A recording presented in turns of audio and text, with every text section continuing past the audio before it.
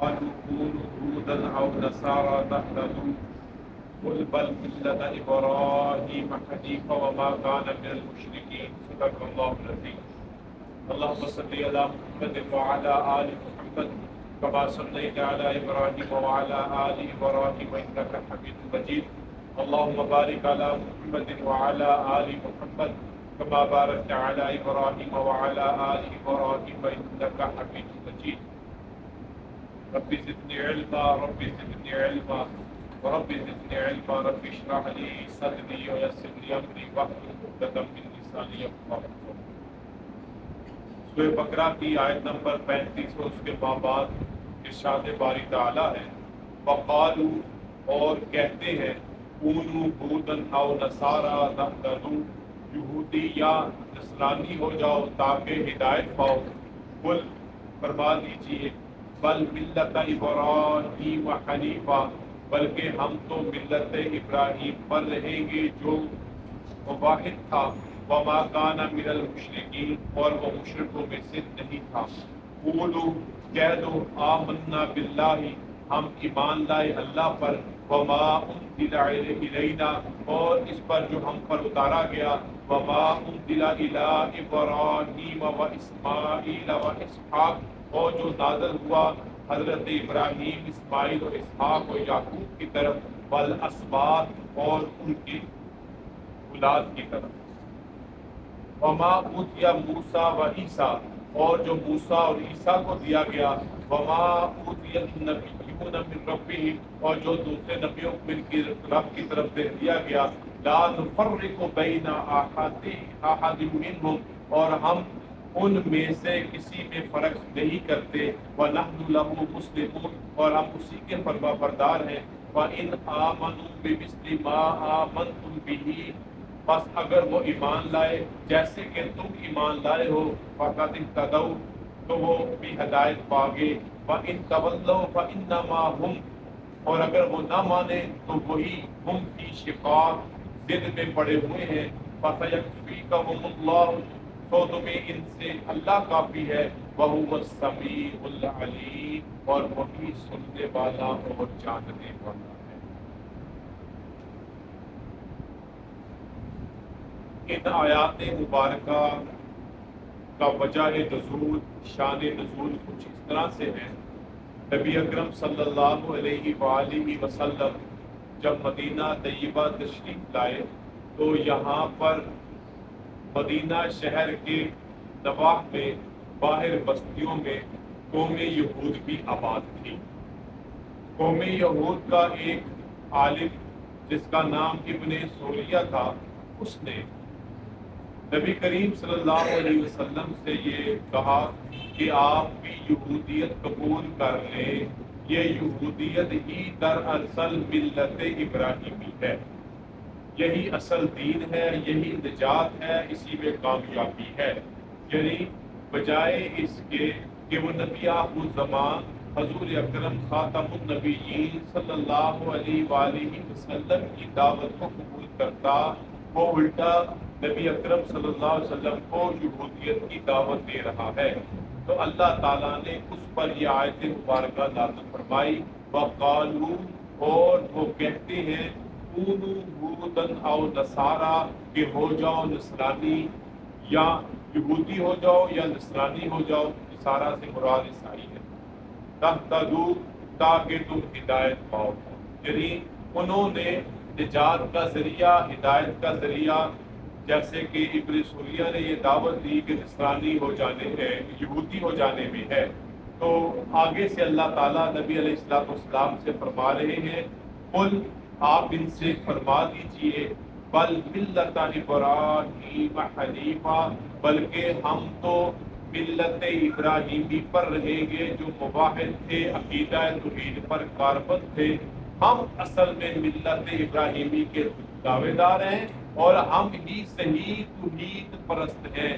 یہ لفظ حنیفہ جہاں پر اللہ تعالیٰ نے حضرت ابراہیم علیہ السلام کی ملت کے ساتھ بطور خوبی وصف اور صفت بیان کر کے اس بات کی یہودیوں اور نصرانیوں کے حوالے سے نفی کر دی کہ وہ عقیدہ توحید پر کسی طرح کا کوئی ایمان اور عقیدہ نہیں رکھتے تھے جیسے کہ قوم یہود نے حضرت عزیر کو اللہ کا بیٹا بنایا ہوا تھا اور اللہ کا بیٹا سمجھتے تھے، جبکہ اللہ تعالیٰ اولاد سے پاک ہے۔ اور نصارہ اور اسی طرح عیسائی، انہوں نے حضرت عیسیٰ علیہ السلام کو اللہ کا بیٹا بنایا ہوا تھا۔ نہ صرف یہ بلکہ انہوں نے عقیدہ تثلیث پیش کیا۔ وہ کیا تھا؟ 3 خداؤں کا عقیدہ۔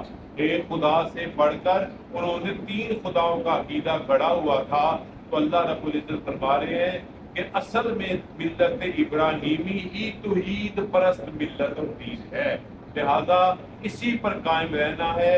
وما کان من المشرکین، یہودی اور عیسائیوں کا عقیدہ بنا کر مشرکوں میں سے نہیں ہونا، کیونکہ حضرت ابراہیم اور ان کے سچے پیروکار جو توحید پرست ہیں وہ ان کا شمار مشرکین میں سے نہیں ہوتا۔ قولوا، اللہ فرما رہے ہیں تم کہہ دو، آمنا باللہ، ہم اللہ پر ایمان لائے، وما انزل الینا، اور اس پر جو ہم پر اتارا گیا، سب سے پہلے قرآن مجید، فرقان حمید اس پہ صادق آتا ہے، کیونکہ نبی مکرم حضور اکرم صلی اللہ علیہ وسلم جو امام الانبیاء خاتم النبیین ہیں، ان پر جو آخری وحی، آخری اللہ کی کتاب نازل قرآن مجید، ہم اللہ پر ایمان لاتے ہیں اور اس چیز پر جو اللہ نے ہماری طرف کی، نبی علیہ السلام کی طرف ہماری ہدایت کے لیے نازل کیا۔ وما انزل الی ابراہیم و اسماعیل و اسحاق و یعقوب، اور ہم اور ایمان لاتے ہیں ہم کس پر؟ جو حضرت ابراہیم علیہ السلام پہ نازل ہوا صحائف کی صورت میں، حضرت اسماعیل پہ نازل ہوا صحائف کی صورت میں، حضرت اسحاق پہ نازل ہوا صحائف کی صورت میں، حضرت یعقوب پر نازل ہوا صحیفوں کی صورت میں، والاسباط، اور اسی طرح ان کی اولاد میں جو پیغمبر ہوئے، جیسے کہ حضرت یعقوب علیہ السلام کا دوسرا نام میں نے پہلے بتایا، ان کا دوسرا نام اسرائیل تھا، اور ان کی اولاد سے بنی اسرائیل کے انبیاء، تو وہ جو نبی تھے بنی اسرائیل میں، ان پر جو صحائف نازل ہوئے ہم ان پر ایمان لاتے ہیں، جن کا پیچھے تذکرہ ہوا۔ آگے حضرت عیسیٰ اور حضرت موسیٰ علیہ السلام کا تذکرہ ہو رہا ہے، اس سے قبل ابراہیم، اسماعیل، اسحاق، حضرت یعقوب اور حضرت یعقوب علیہ السلام کی اولاد سے جو انبیاء بنی اسرائیل تھے، ان پہ جو صحیفے نازل ہوئے، جیسے کہ شاہ عبدالعزیز رحمہ اللہ فرماتے ہیں کہ جو انبیاء جن پر صحیفے نازل ہوئے ان کی تعداد تقریباً 113 114 کے قریب ہے۔ تو اس کے علاوہ وما اوتیا موسیٰ و عیسیٰ، اور جو موسیٰ اور عیسیٰ کو دیا گیا، تو ان کا علیحدہ سے تذکرہ اس لیے کیا گیا کیونکہ اللہ تعالیٰ نے ان پر کتاب نازل کی، تورات کی صورت میں حضرت موسیٰ علیہ السلام پر، اور انجیل کی صورت میں حضرت عیسیٰ علیہ السلام پر۔ وما اوتی النبیون من ربہم، اور جو دوسرے نبیوں کو ان کی رب کی طرف سے نازل کیا گیا، اور ایسے ہی علماء کرام فرماتے ہیں حضرت موسیٰ، عیسیٰ اور داؤد علیہ السلام کے علاوہ بھی کچھ ایسے انبیاء موجود ہیں کہ جن پر اللہ تعالیٰ نے کتابیں نازل کی ہیں۔ بہرحال کتابیں بھی نازل ہوئی، لیکن 4 بڑی کتابیں تورات، انجیل، زبور اور قرآن مجید ہے، تو ان پر ہم ایمان لاتے ہیں کہ اللہ کی نازل کردہ کتابیں ہیں، اللہ کی طرف سے انسانوں کی ہدایت اور رہنمائی کے لیے اللہ نے نازل کی، صحیفوں کی صورت میں اور کتابوں کی صورت میں۔ اور پھر ارشاد ہوا لا نفرق بین احد منہم، ہم ان میں سے کسی میں فرق نہیں کرتے، تعظیم میں، تکریم میں، مقام میں ہمارے لیے تمام انبیاء کرام پر ایمان لانا ضروری ہے۔ ہم ایمان لانے میں ان پر نازل ہونے والی کتابوں پر ایمان لانے اور صحیفوں کے ایمان پر نازل ہوئے جو ان پر ایمان لانے میں ہم کوئی فرق اور امتیاز نہیں رکھتے، سب کے سب اللہ کے نبی اور رسول تھے۔ ہمارا ایمان ہی اس وقت مکمل ہوتا ہے جب ہم ان پر ایمان لاتے ہیں، وَنَحْنُ لَهُ مُسْلِمُونَ، ہم اسی کے فرما بردار ہیں۔ فَإِنْ آمَنُوا بِمِثْلِ مَا آمَنْتُمْ بِهِ، اور اس طرح اللہ فرماتے ہیں اگر وہ بھی ایمان لائیں جس طرح تم ایمان لائے ہو، ما آمنتم بھی، جس طرح تم ایمان لائے ہو، ویسا ہی ایمان لاؤ گے تو تمہارا ایمان معتبر ہوگا، جیسے کہ اللہ نے آگے ارشاد فرمایا فَقَدِ اهْتَدَوْا، تو پھر تم ہدایت پا جاؤ گے۔ اب یہ مثل ایمان کس کے ہے؟ سب سے پہلے اگر کوئی جماعت نبی علیہ الصلوۃ والسلام کی جس کو ہم بطور ایمان کے مثال بنا سکتے ہیں تو وہ کون سی جماعت ہے؟ صحابہ کرام رضوان اللہ تعالیٰ عنہم اجمعین کی، اور خاندان اہل بیت تو اس سے پہلے درجے میں شامل ہے، کیونکہ اہل بیت کا مقام ان کے دو مرتبے اور مقام ہے، ایک تو وہ نبی علیہ السلام کے خاندان سے ہے، اور دوسرا ان کو اہل بیت کے ساتھ ساتھ صحابیت کا مقام اور درجہ بھی حاصل ہے، اور باقی صحابہ کرام بھی اسی طرح۔ جیسے کہ نبی کریم صلی اللہ علیہ وسلم کی ایک حدیث مبارکہ ہے، آپ نے فرمایا مجھ سے پہلے بنی اسرائیل میں 72 فرقے ہوئے، میری امت میں 73 فرقے ہوں گے، سارے کے سارے جہنم میں جلیں گے سوائے ایک فرقے کے، ایک جماعت کے۔ صحابہ نے عرض کیا وہ ایک جماعت کون سی ہے جو بچ جائے گی؟ آپ نے 4 لفظی جملے میں امت کو ساری بات سمجھا دی کہ وہ کون لوگ ہیں جن کی اتباع کرو گے، جن کے مثال کہ جن کی مثل ایمان لاؤ گے تم دنیا و آخرت میں کامیاب ہو۔ آپ نے فرمایا وہ ایک فرقہ، وہ ایک جماعت کون سی ہے؟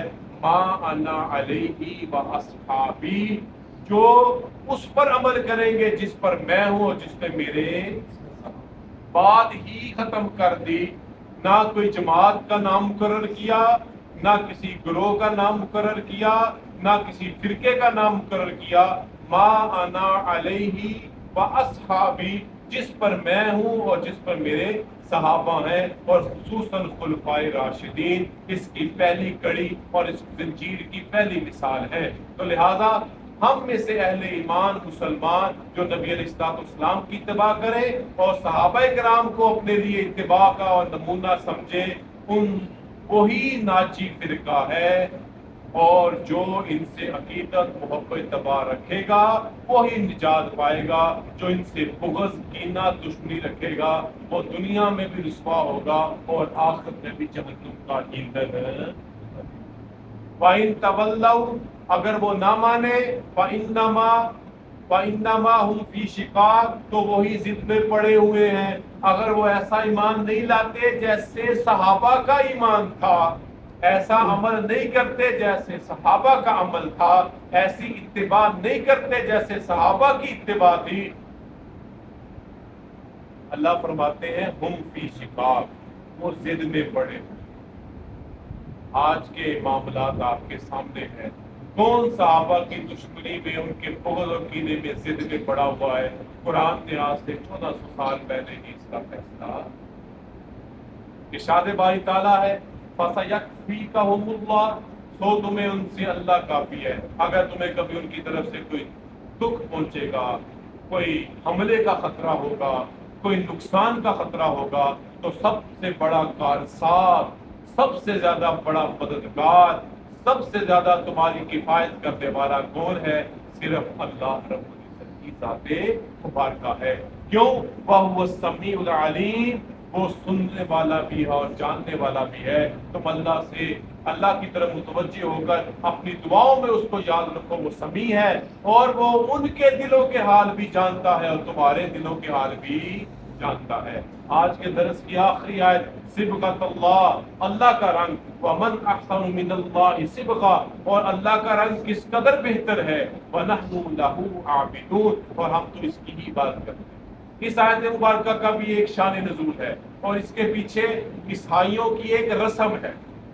عیسائیوں کی ایک رسم تھی، جب ان کے ہاں کوئی بچہ پیدا ہوتا تو وہ انہوں نے ایک ٹب سا بنایا ہوا تھا عیسائی پادریوں نے، اور اس میں کوئی کہا جاتا ہے کہ جیسے پیلے رنگ کا، اس طرح کا زعفران کے رنگ کا پانی ہوتا تھا۔ جب بچہ پیدا ہوتا وہ اس کے والدین اس کو لے کے جاتے اس گرجے میں پادری کے پاس، وہ اس کو لگاتا ڈبکی، اس کو کہتے ہیں بپتسمہ کی رسم، جس کا یہ یونانی لفظ ہے، اور با یہ اس کا میں نیچے کر رہا ہوں، کا ہے، پھر بے ہے، پھر تین ہے، تا ہے، پھر سین ہے، پھر میم ہے، پھر اے ہے۔ تو اس کا یہ یونانی لفظ ہے جس کا معنی ہے ڈبکی لگوانا. تو وہ ایک بڑا سا ٹاپو تھا، وہ اس بیچارے ننھے منھے بچے کو اس میں ڈبکی لگاتے. اب کیا تھا عقیدہ ان کا کہ بچہ پیدا ہوا ہے گناہ گار، اب اس ڈبکی لگانے سے وہ کیا ہو گیا ہے پاک. اگر کوئی بڑا جوان لڑکا بوڑھا بھی عیسائیت قبول کرتا تو اس کو بھی اس عمل سے گزرنا کہ اب وہ پاک ہو گیا ہے اور اس قابل ہو گیا ہے کہ اب حضرت عیسیٰ علیہ السلام اس کو جنت میں داخل. اور ہمارا نظریہ کیا بچوں کے حوالے سے، ہر بچہ پیدا ہونے والا معصوم جب تک وہ بالغ نہ ہو. وہ اگر اس عمر میں بلوغت سے پہلے کچھ اونچ نیچ کرے گا اس کے ذمے کچھ نہیں. ماں باپ کا ذمہ ہے اس کو سمجھائیں، اس کو بچائیں، بری صحبت سے بچائیں، بری عادات سے بچائیں، اس کے ذمے کچھ بھی نہیں ہے. جو ہی بلوغت کی سیڑھی پہ قدم رکھے گا اب اس کو نیک اعمال کا بھی حساب کتاب اور برائیوں سے بچنے کا بھی معاملہ ہوگا. یہاں پر عیسائیوں کا کیا نقطہ ہے، بچہ پیدا ہی گناہ گار ہوا، اب اس کو لگاؤ 2 ڈبکیاں تاکہ وہ اس کے گناہ دھل جائے. ہمارے ہاں گناہوں کو دھلنے کا بہترین طریقہ جو اللہ نے یہاں پہ بیان کیا صبغۃ اللہ، وہ ہے اللہ کا رنگ. اور اللہ کا رنگ کیا ہے؟ صبغہ سے مراد ہے توحید خالص. جس نے اپنے اوپر اللہ کے لیے وحدانیت، اللہ کی توحید کو اپنا لیا، اس سے بڑی پاکی کوئی نہیں. تمام انما المشرکون، مشرک ہے ناپاک، اور جب وہ عقیدہ توحید پہ کار بند ہوتے ہیں تو اللہ تعالیٰ ان کو شرک کی نجاست سے پاک کر دیتے ہیں. اور جیسے کہ حدیث مبارکہ کا مفہوم بھی ہے، نبی علیہ الصلوۃ والسلام نے ارشاد فرمایا کہ جو بندہ کلمہ پڑھ لیتا ہے، حدیث کا مفہوم ہے، الفاظ کا ذہن میں نہیں آ رہے، کہ جو بندہ کلمہ پڑھ لیتا ہے اللہ تعالیٰ اس کے پچھلے سارے گناہوں کو ڈال دیتے ہیں. اب یہاں پہ کسی جگہ ڈبکی لگانے کی ضرورت نہیں ہے، صرف کوئی بھی غیر مسلم اشہد اللہ الہ الا اللہ وحدہ یہ کلمہ پڑھے گا اللہ تعالیٰ اس کے پچھلے گناہوں کو. الاسلام یہدم ما کان، یاد آ گیا، الاسلام یہدم ما کان قبلہ. اور اسی طرح ہماری یہ خواہش ہوتی ہے کہ جب اللہ تعالیٰ ہماری روح ہمارے جسم سے پرواز کر رہی ہو تو ہمارے آخری الفاظ بھی لا الہ الا اللہ. اور صبغۃ اللہ کیا ہے؟ وہ ہے توحید خالص. اور توحید خالص کی بنیاد اور جو بات ہمیں سمجھائی وہ سمجھائی خاتم النبیین محمد رسول اللہ. توحید اور عقیدہ رسالت. ومن احسن من اللہ صبغہ، اور اللہ فرماتے ہیں کہ اللہ کی توحید خالص سے بہتر کوئی رنگ ہی نہیں ہے. اور یہ توحید خالص کا جس پر رنگ چڑھ جائے وہ پاک اور صاف اور ستھرا ہو جاتا ہے. اور پھر اللہ نے فرمایا وَنَحْنُ لَهُ عَابِدُونَ، ہم تو اسی کی عبادت کرتے ہیں. توحید خالص کا تقاضا یہ ہے کہ اللہ کے سوا کسی کی عبادت نہ کی جائے. اللہ تعالیٰ ہمیں اسلام والی ایمان والی زندگی نصیب فرمائے. وآخر دعوانا الحمدللہ رب العالمین والصلاۃ والسلام علی رسول الکریم. ربنا آتنا فی الدنیا حسنۃ وفی الآخرۃ حسنۃ وقنا عذاب النار. ربنا بعد وصلی اللہ تعالی علی خیر خلقہ محمد وعلی آلہ